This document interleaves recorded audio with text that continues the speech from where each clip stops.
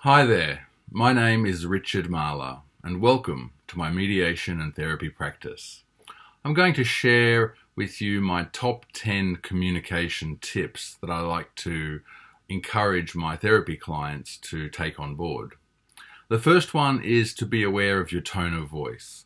So this includes the volume of your voice, the sharpness of your language, and also the inflections that you're placing on your words. Secondly, be aware of your non-verbal gestures and also the other person's to try to read them effectively. This includes eye contact, facial expressions, and body posturing.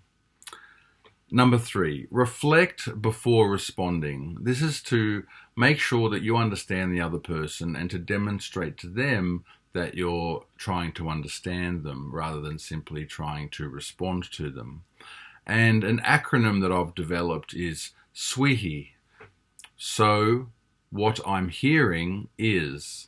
Those 5 words are very simple to say, but extremely powerful in demonstrating to another person that you're attempting to understand them. Then they can respond and either clarify that, yep, you've got it right, or correct what you've reflected so that you both reach a common understanding. Number 4, use I language when you're expressing your concerns to another person. For example, I language would sound something like this. When somebody speaks over me, I feel shut down and that my opinion doesn't matter. As opposed to, when you speak over me, you're shutting me down and my opinion just doesn't matter to you. With an I statement, you're owning your experience rather than claiming that somebody else is responsible for your experience.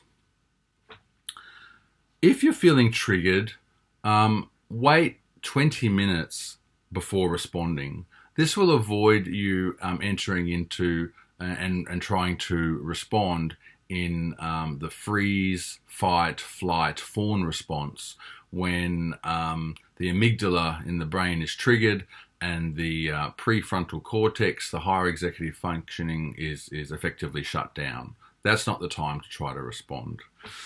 And reflect on your triggers. What do they say about you and what can you possibly learn from them? Number 6, don't deliberately push the other person's buttons. You probably know what they are. Number 7, respect the other person's healthy boundaries. A boundary is something that keeps you safe. It's not simply a wish list of how you wish for other people to interact with you. Be generally curious when asking questions rather than following your own agenda. Number 9, be aware of transference. Transference is when a person transfers a thought or feeling relating to a third party or a separate experience onto the person that they're communicating with. And number 10, humanize the other person. Forgive them for their mistakes, not for their sake, but for your sake. And at your own pace. Be gentle with yourself. Thanks. I hope this was useful.